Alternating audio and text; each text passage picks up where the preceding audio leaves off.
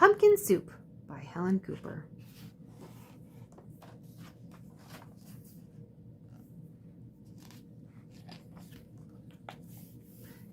Deep in the woods, there's an old white cabin with pumpkins in the garden. There's a good smell of soup, and at night, with luck, you might see a bagpiping cat through the window, a squirrel with a banjo, and a small singing duck. Pumpkin soup, the best you've ever tasted, made by the cat who slices up the pumpkin, made by the squirrel who stirs in the water, made by the duck who scoops up a pipkin of salt and tips in just enough. They slurp their soup and play their song, then pop off to bed in a quilt stitched together by the cat, embroidered by the squirrel, and filled with fine feathers from the duck. And it's peaceful in the old white cabin. Everyone has his own job to do. Everyone is happy, or so it seems.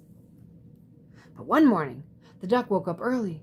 He tiptoed into the kitchen and smiled at the squirrel's special spoon.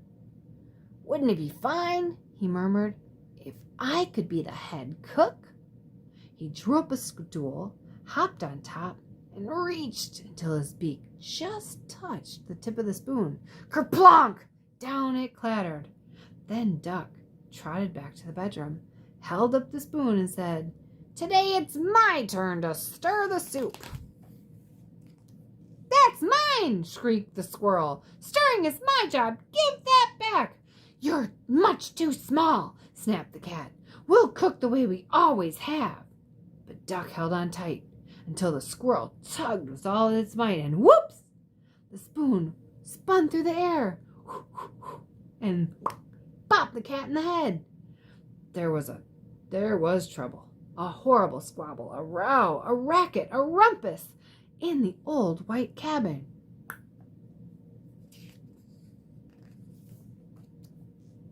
"I'm not staying here," wailed the duck. "You never let me help with anything."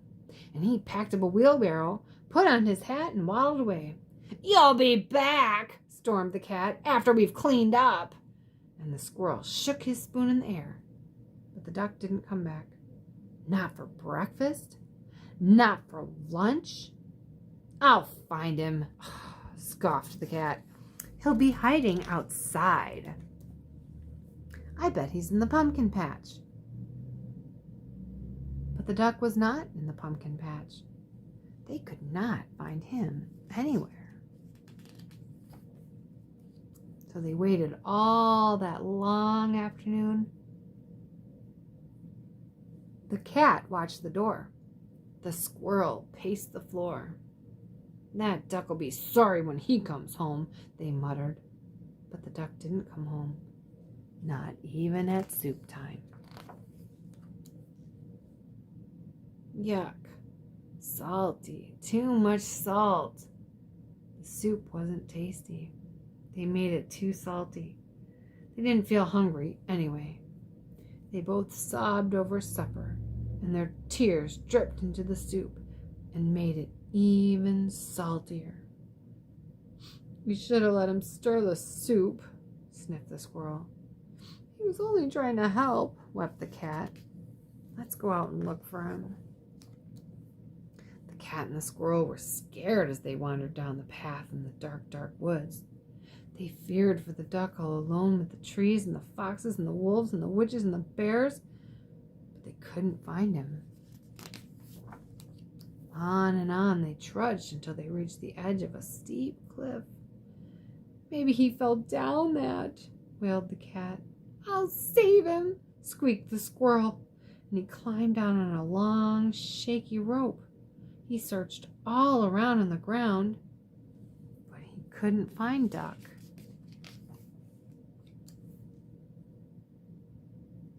Then the cat whispered in a sad little voice, "Duck might have found some better friends."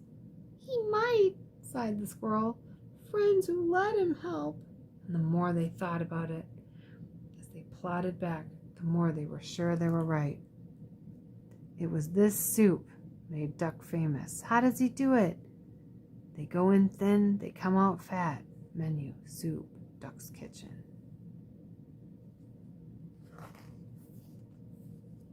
they were almost home, they saw a light shining from the old white cabin. "It's Duck!" they shrieked as they burst through the door, and Duck was so happy to see them. He was also very hungry and thought it was late.